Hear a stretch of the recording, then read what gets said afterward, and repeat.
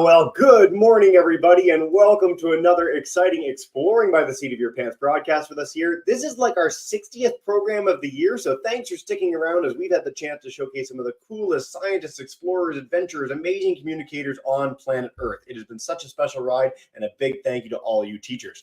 Now, today we are going back live in our favorite series of this early new year, and that is with our partnership with the amazing folks at If Then and Frontiers for Young Minds. Now, last year we did separate series with both of them. Frontiers for Young Minds does incredible work partnering scientists with students to write articles that are accessible for for audiences of all ages. You can check them all out there. They do such amazing stuff. So we did a 5-part mini series with them. We also did a 15-part series with the amazing folks at If Then She Can, which showcased the most incredible women in STEM on planet Earth. Whether you're in a lab coat or a wetsuit or anything in between, there's 125 ambassadors to explore and discover right there. Such a fun time. Now, by complete fluke, those two organizations partnered together, and we got the chance to work with them in showcasing 10 incredible women this year as well. They've got an epic Women in Science collection, which I'm going to share with all our classes after the fact. And this is part 3 in our 10-part series with some of those amazing ambassadors. We wrapped up with Jess Fagerstrom the other day. She talked about radiation science and medical physics. Just yesterday, we had Wendy Bowen on talking about earthquake geology. And now, for the first time in the history of Exploring by the Seat of Your Pants, we have an information scientist, which is great because my wife's an information scientist, and so it's long overdue. She was really just waiting for this to happen. I'm so excited to bring you Siobahn Grady, who's not only a fantastic advocate for women in STEM around the world, she works in AI, she works in information science, and she's one of the most delightful people I've ever chatted with in advance of our first broadcast. So without further ado, I'm going to zip it. Thank you so much, Dr. Siobhan, and welcome to the program. Thank you so much for that lovely welcome and introduction. I am honored to be here with you all. So good morning. And as you've already heard, my name is Dr. Siobahn Grady, and I'm excited today to really showcase to you my journey. How did I get here? But most importantly, what I want you to think about as I go through my presentation is not how you can get to where I am, but how you can get far beyond where I am and get to where you need to be. And so I'm excited to share with you those things. And then there are some other things I want to share with you that you can do post this session. So I'm going to share my screen with you all. Give me one moment and we will begin. Fantastic. And I want to note again, I'm going to be linking in absolutely everything in Siobhan's talk today and this whole series with all of you after the broadcast. So stay tuned for more ways of keeping the learning going. We are good to go, Siobhan. This looks amazing. Awesome. Thank you so much. So the title of today's session was Navigating AI, but really what I'm going to do today is just share with you the journey that it took me to get here, and I'll share also some of my research in AI with you as well. So the first things first, I want you all to get to know me just a little bit more. Outside of me being a computer scientist and information scientist, all of the things, I am a human being, right? I'm a wife, as you can see here, my husband and my son. I'm a mother. I'm a daughter, a sorority girl. I'm a member of Alpha Kappa Alpha Sorority Incorporated. Of course, I'm a Ph.D. I am a STEM advocate, proud STEM advocate, and I'll talk about that a little bit more. And then you can see there my nice statue. So the If Then collection, one great thing about that program is it highlighted over 120 women in STEM, and we were honored with having a statue. My statue currently lives at my alma mater, which is North Carolina A&T State University, and that is where I became the first woman to obtain a Ph.D. in computer science. So I'm very proud of that. If you ever take a tour of the campus, you'll find my statue in the engineering building in the makerspace. And so I'm a huge STEM advocate. And what that means is just that I try to bring everyone into STEM. I advocate for women and girls and minorities and mostly everyone to be a part of this amazing world of STEM, because STEM actually touches everything. And STEM stands for science, technology, engineering, and mathematics. And those topics, subject areas, they actually touch everything in society. And you can see here on the screen, me smiling big in my regalia. That is the day that I graduated and became the first woman to get that PhD in computer science from the university. So let's talk a little bit about, how did I get there? Which is a great question. So there were lots of twists and turns and all of the things. But how I got here was simply put, I had role models. I was very blessed and fortunate to have my parents who were actually in technology when I was a child. I also happened to be an only child. So if you're an only child out there, or even if you're not an only child, maybe this story might be of help to you. So, by my parents working in technology, I had the tools and all of the things at home. And because I didn't have any siblings, I spent an exorbitant amount of time on the computer and also video games. And I did that so much that really, it truly became a passion for me. And there were other things that I did too to enhance those skills that I had obtained. But additionally, and also adding to that, those things that I did at home and also as a part of a lot of outreach programs and initiatives at my school. Like I had a Saturday Academy for STEM that I used to attend. Those things all led me to ultimately finding out or reaffirming what my passion is, which is technology and also helping people. I was fortunate enough to attend three universities. I am from North Carolina, that's in the United States. I heard there's some folks here from all over. So I am from North Carolina, and I attended three universities in North Carolina. The beauty of these three universities is they are called HBCUs. And so I'm not sure if you've heard of that before, but what that stands for is historically Black colleges and universities. Now, you might be wondering, why is that important? Well, HBCUs gave Black people and also everyone opportunities to pursue their education during a time where everyone was not afforded the opportunity to pursue their educational pursuits. So, by me attending these three schools, it was a really amazing experience for me to be in an environment where I was thought of from its conception. So, I attended Winston-Salem State University, where I got my bachelor's degree in computer science. The program that I am a faculty member in now, the information science program, I actually graduated from that program, and that is at North Carolina Central University, where I'm currently a faculty member. And then at North Carolina Agricultural and Technical State University in 2018, I obtained both my master's in computer science and also Ph.D. in computer science. So you can see me here again, happy standing next to my statue, which was at the Smithsonian Museum back in 2022. And at the bottom, you may or may not be able to see it very well, but I have a logo. And the logo says Dreams by Grady. And inside of that circle is a little girl on the swing with stars above her head. And the reason why I have that symbol there is because I too was like you. I was a young girl once upon a time, and I had big dreams. And I'm here to tell you that even though I'm a professor, my dreams have not stopped. They are continuing, and I'm still not at my final destination. And so that's why today I want you to listen to me and take the points away that you need to take that's going to help you along your journey.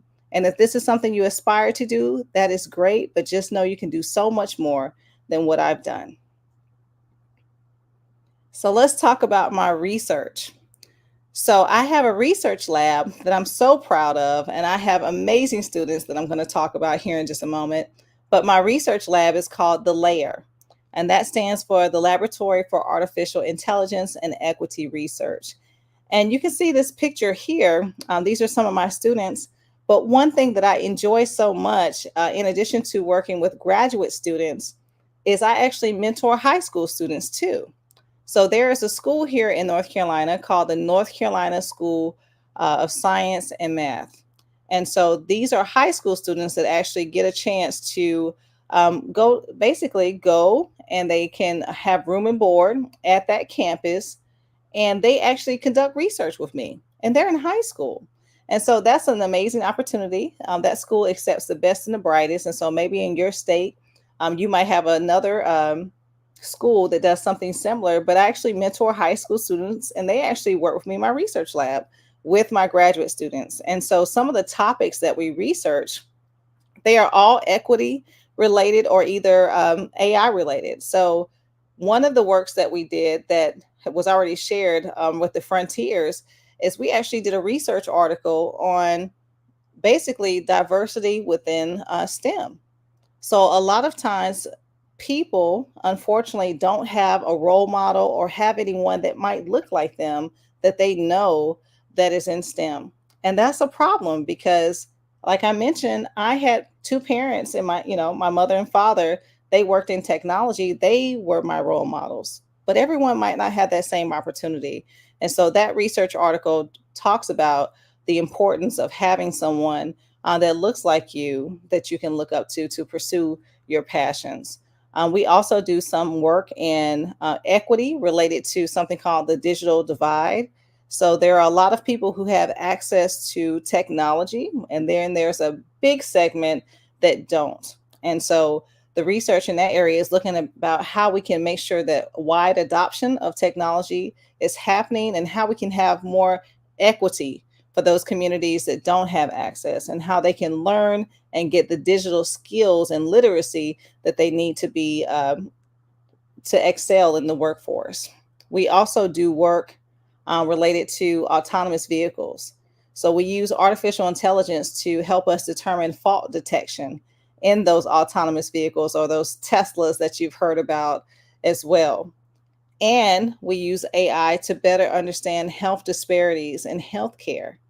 How can we use the tools and technology to prevent a lot of the things that have happened with underserved communities when it relates to healthcare? So AI is something honestly that has touched society for a very long time, and we're researching those different areas to better understand how we can solve many of the world's problems. And lastly, we use AI in education. So because I'm a professor, I teach AI, but I also want to understand how I can better serve my students and also use those tools and technology so that I can give more personalized experiences for my students. I'm also co-direct a center on campus called CODE, and that stands for the Center for Data Equity. And again, I like to take my students out at the end of each semester to have where we can break bread and fellowship together. And that's just a photo of them there. And that is also a logo for my research lab.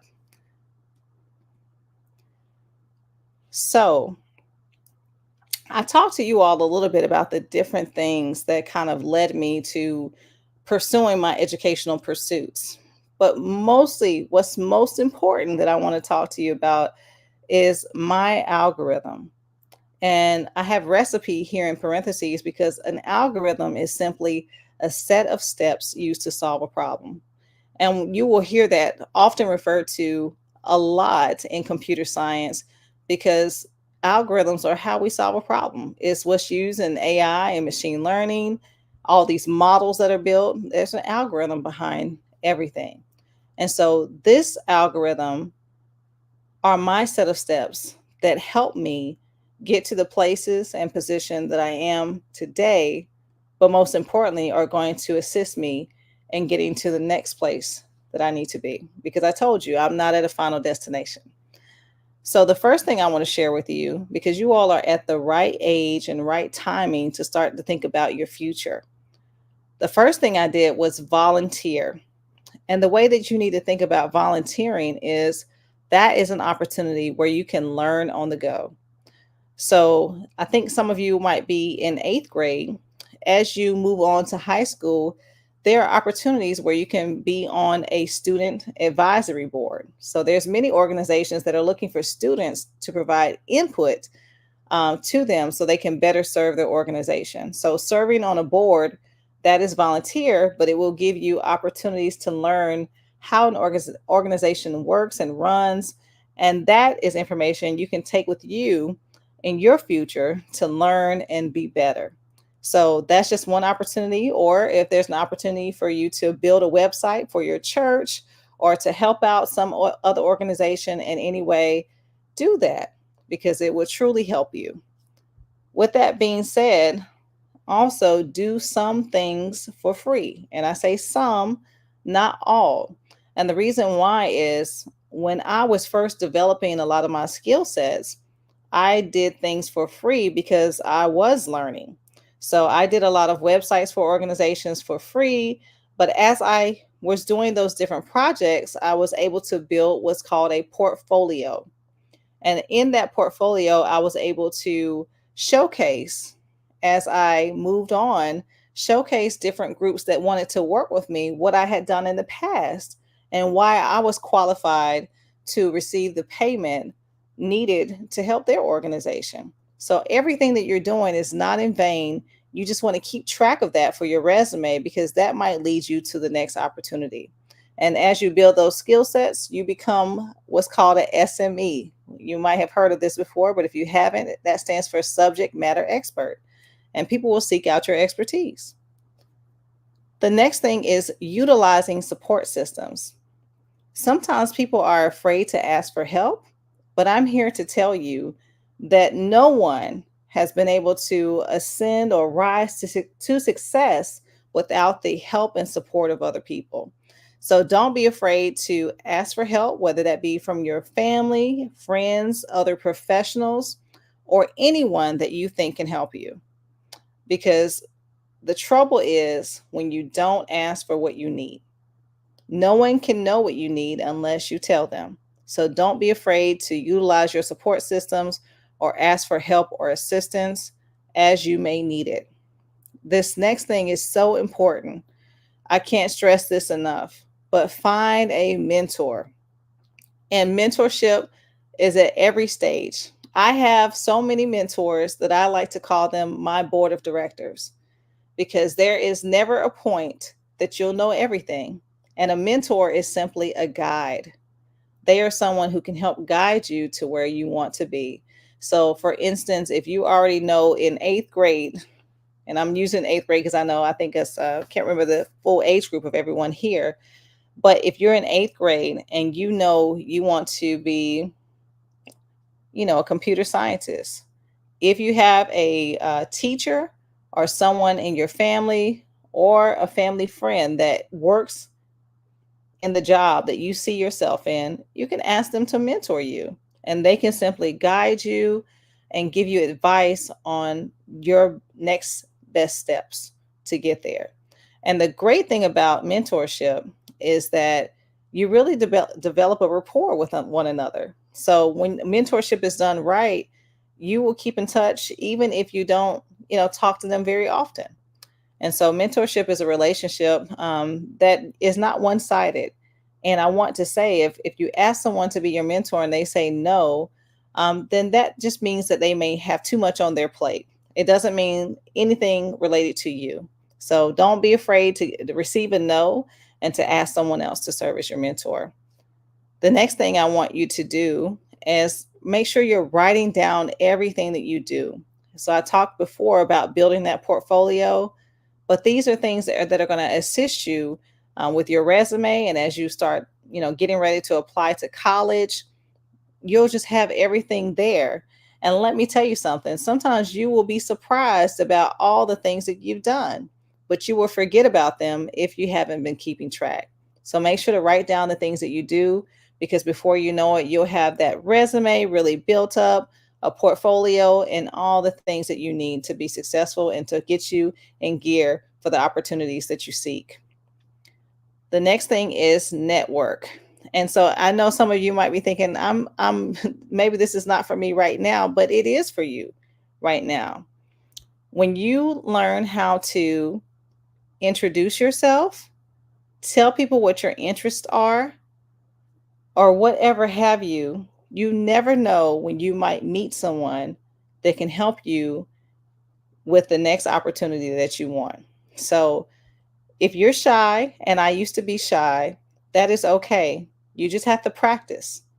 Practice saying your name, what you're interested in, and how that person can help you when you meet people that are in the right place. So if you have a guest speaker in your classroom and you think they're amazing and you want to stay connected to them, don't be afraid to, tell them who you are. And you never know, again, who might be able to help you. Now, out of everything that I've said on this algorithm, the most important piece is the very last thing. And that says be resilient. And what does that mean? Resiliency means the ability to bounce back when something that you didn't want to happen might happen. And so I want you all to be resilient. When you get a no or something doesn't go in the way that you hoped it would, I don't want you to get down or bent out of shape. I want you to have that resiliency, the ability to bounce back. Because let me tell you something, you'll need all of that and then some as you continue to move along in your journey. Things never go as planned sometimes, but sometimes there's a saying that things fall apart so better things can come together. So make sure that you're resilient in all things. That will take you a very long way. In addition to some of the things that I mentioned to you all, I simply love students. I love children. I love everyone, to be honest with you. And so here are some different photos from me with students, and just meeting people along the journey. And additionally, I love to travel, cook, home decor, giving back, and flowers. And so those are the things that I love. And again, those are the things that make me me and what are make me unique outside of my research and teaching and service that I do. Last but not least, I hope that you stay in touch with me. Network with me now. You can add me on social media if you're able to access social media or follow me. Or if you're not, make sure you contact a parent and they can follow me as well. But I welcome you to stay connected with me. If there's something I can do to help you on your journey, I'll be more than happy to do that. And so, Jesse, I want to bring it back to you now so we can facilitate questions. And thank you all so much.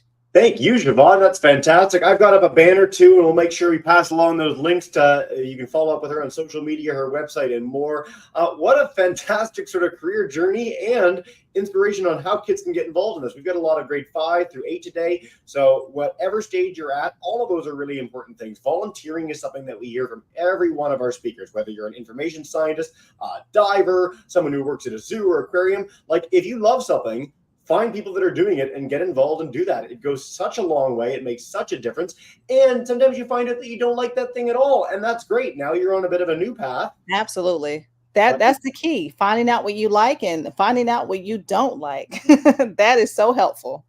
So we've got a few questions already, and then we've got our live class. So Mr. Bedard, Mr. McGill's class, we will come to you guys in just a second. We'll take some from our online crew first. One of them was about your mentor. You talked about mentorship so much. Could you tell us a little bit more about your experience with any mentors you might have had? Oh, so I mentioned to you all, I still have mentors and I have several, and I like to call them my board of directors. I have had great experiences. So some of them I had to ask to be my mentor, and then some of them just took me under their wings. So sometimes you might find people, they might, kind of take you under their wing and just ask to be your mentor.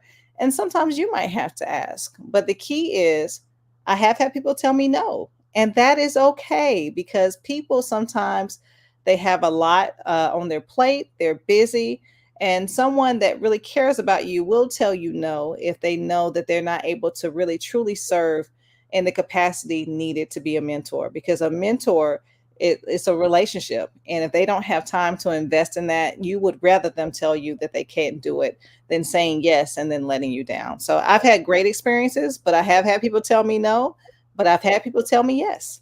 Well, and that's where the be resilient with an underline comes in. That's right. I remember my first big science event before I got involved with Exploring by the Seat of Your Pants. We rented out a 700-seat theater, and we advertised for months, and 14 people showed up. There was almost as many people on the stage as there were in the crowd. It was terrible, so bad. Great event, no turnout. And here we are. I think I've hosted 1,500 of these later and organized a few thousand live science events over Canada and around the world. So you just keep plugging along. Everyone's going to have those mistakes, and I'm so glad you highlighted that. So thanks, Siobhan. Thank you for sharing that journey too. Yeah. You're still doing it, and look where you are. Pretty fun. Get to hang out with people like you every day. We got another one online about diversity in STEM. So you talked about this a lot at the beginning, and this is something that we come to in a lot of our programs. Are we seeing improvement on this? Like, would you say that in various scientific fields, maybe the one that you're in, maybe just broadly, that we are seeing more representation across the board, and what efforts are leading to that? I wish I could tell you yes, but I can't. There is still much more work to be done. So that is where we are. We're still in the trying to change the narrative space. But I am hopeful, with there being so many different programs out there now and opportunities to engage in STEM and beyond, that will change in the future. But we are still not there yet. And I hope that we'll get there. But now that people are aware of the lack thereof, hopefully, something will be done about it. But I do have the article that Jesse will share with you that was written about it. I welcome you all to read that and engage, and that will give you some understanding too about, where or how programs can be developed and curated to kind of help change that narrative. But we're still, more work needs to be done. More work needs to be done. I've just put that in the YouTube chat. I'll put it in the StreamYard chat and email it to all our registered classes. So if you want to follow along, again, Frontiers for Young Minds article are written in conjunction with kids, so it's accessible for all of you today, and a really important piece. So please do take that time. We're going to head for our live class for some questions now. Our YouTube ones have come in. Mr. McGill's class, I want to head to you, first grade sixes. Mr. Bedard, I'm coming to you right after. Hey, Mr. McGill's guys. Hi, Thunder Bay. Hey, welcome in. Can you hear us okay? Yeah, perfectly. Awesome. Okay. We have a question from Jet in our class. Hey, Jet. You want to come closer, Jet? No, I need that done now. How long have you been a professor for? Ooh, that's a great question. So two-part. I used to be a part-time professor since about 2012, but I have been full-time since 2019, and I love it. So much fun. Thank you, Jet. I want to follow up on this because I know when I was the age of our students today, I really didn't have much of a conception of what a professor did. Now, you talked about a little bit of your career path and things you've done, but as a professor, what's your day-by-day life? Are you teaching? Are you doing research? Bit of both? Share anything. Yes. So that's a great question. A lot of people, by the way, don't really truly understand what professors do. They typically think that all you do is teach, but I'm here to tell you, not quite. Professors are evaluated on 3 areas: research, teaching, and service. And I'll talk a little bit about those areas now. So with research, what they're looking for is productivity, meaning that you're writing for grants and getting funding, that you're writing research articles like the one that I mentioned that will be shared with you or has already been shared with you today. So writing research articles and grants, they consider that being productive. Also, sometimes doing presentations, scholarly presentations. Then the next thing is teaching. So you're evaluated on teaching as well. So a lot of times faculty have to teach classes, but they're looking at surveys. What do the students say about your courses? Do they enjoy your courses, or is there room for improvement? So they're always looking to see how you're teaching and what enhancements you're making to your courses. And then lastly is service. And service looks like, how do you help your university be successful? So there are lots of committees and opportunities to serve. And they're looking to see, have you made those investments within the university, but also outside of the university? So I mentioned to you all about joining a board later on. I'm on a couple of different boards, and that's how I serve also outside of the university. So professors get evaluated on those 3 different categories. And so there's quite a lot to do. So to your question about what does every day look like, every day looks very busy for me. So like today, when I finish with you all, I'm actually going to meet with my research lab, and that consists of my students. And I'll be working with them on doing some different research publications with me, and reviewing all the opportunities that are on campus for them. And that's mentorship. And that's something that's looked at too with teaching. So I hope that helps to answer the question. That's fantastic. Thanks, Siobhan. And I want to stress, just to harp on grant funding for just a quick second before you go to Mr. Bedard's class. So kids, you've all had projects. You've all had things that you've had to do. Well, when you get to be the professor level, you basically say, here's my project idea, and here's why you should fund it. And you send that in to really, really picky people that go through hundreds, if not thousands of other applications just like that. And they say, yours is great. And sometimes they give you hundreds of thousands or millions of dollars to do those projects, to hire people to work with you. So this is a sort of a central facet of being a professor like Siobhan. So to be at her level, to be doing this for this long, means that she's really good at coming up with great project ideas and getting people to fund them to the tune of a lot of money from our classroom perspective. So I'm glad we covered that. Thank you. And it's so much fun. It really is, to get your ideas, for someone to buy into your idea and to fund it. It's amazing, I must say. one of the great feelings in all of academia. Mr. Bedard's class, our virtual school joining us in Alberta. Come on in and take us away with a question. Hey, man. Hello, Dr. Day Grady. We love your algorithm, Oh, thank your you. passion, your positivity. Um, Aside from resilience, I love how you underscored that. What other qualities do you think are important for someone, for my students who might want to work in AI? Oh, so curiosity. I think that's so important. Being curious, being a go-getter, somebody who's not afraid to kind of jump in. So having that ambitious spirit. So curiosity and, the ambition, and also problem solving. So there are lots of problems that need to be solved. You have to have that ability to want to solve problems. And this next one I'm going to say, people forget about, but also the ability to collaborate or be a team player.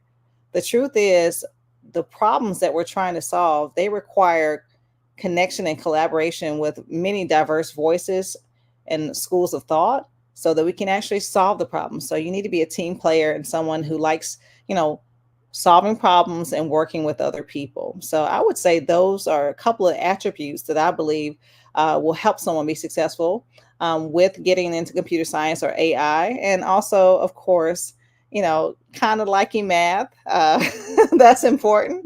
Math and computer science go hand in hand. So with AI, building those models, you need to have that strong foundation in math and the hard sciences. So those are important too. Keep plugging at it and improve your grades, and it's a fantastic message. I love the team player element, and I'm going to harp on this for just 2 seconds before we take a few questions from online, because there's certainly when I was the age of our kids in the classes today, it was this lone genius, Einstein, Newton, Darwin, and it's exciting to think about being one of those people. But the truth is that we can never be experts in everything. That's if right. you're a team player, you can collaborate with people that bring knowledge and expertise and experience that you will never have, and you get to collaborate on a project that will accomplish more than you ever could alone. So I think of all the things you mentioned, that's a really important note for astronauts that we have on, cave divers, information scientists. Like, collaboration is key. So it is. Yeah, I really appreciate that. See, I got a frog in my throat. Siobhan, we were talking about that. That's okay. Before we go to the next class, I want to share one other thing so we don't forget about it, Jesse, if that's okay. Please go for it. Let me just share my screen with you all. And I apologize because I didn't share this ahead of time, but I wanted to share this with you all. There is another website called ifthencollection.org. And so for my educators that are here today and also students, if you come to, let me just go back. If you just come to If Then Collection, if you come here, this is the home page. And if you go to activity sheets, I have an activity that you can actually do with your students that is related to computational thinking, which will also help in getting that thought process for AI. And so once you get to this page, and I apologize, my computer is moving extremely slow, but I want you to go to ambassador name and come and find my name. And then I have these two sheets here. This one is for educators, and then this one is for students. And the activity is called the Get in the Game activity.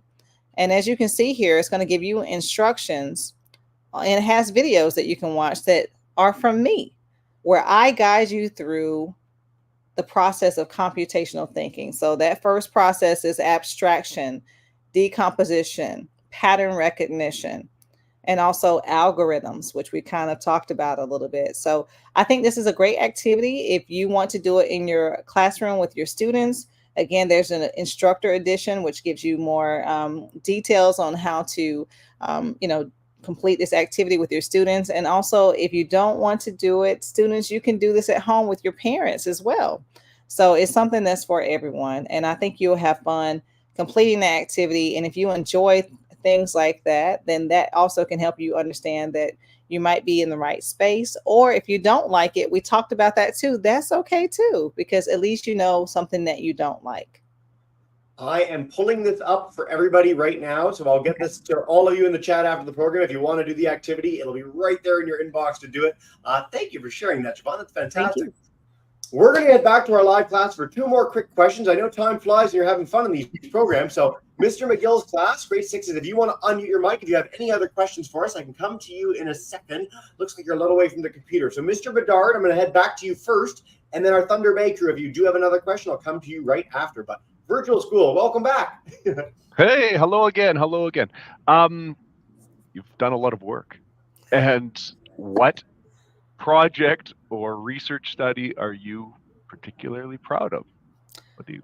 Oh my goodness. You're so humble too. So like, pump yourself up here. Like, you've done a lot of awesome work. So, to be honest with you, I love the research and publications and all the things, but what I love truly is just mentoring students. I love when I have students leave my research lab and go on to pursue their Ph.D. and are successful, because the true mark of leadership is not only all the scholarly activities I'm doing, but the real impact is that I was able to develop the next generation.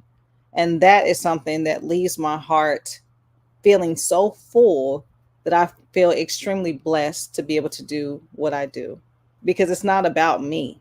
I am a professor because I care about the next generation of computer and information scientists, AI researchers.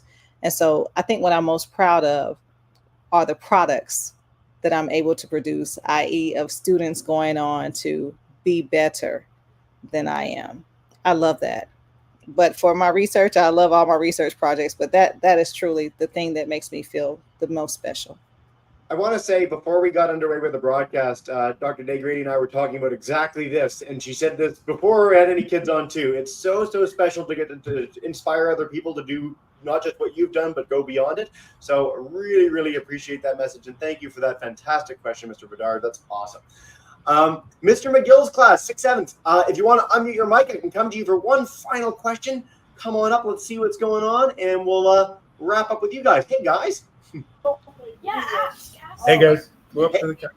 Do you still play video games? So that's a good question. So I don't, but I do have it in my home. So I have the PlayStation, but because I have a little one, and that requires my sole attention, I'm not able to.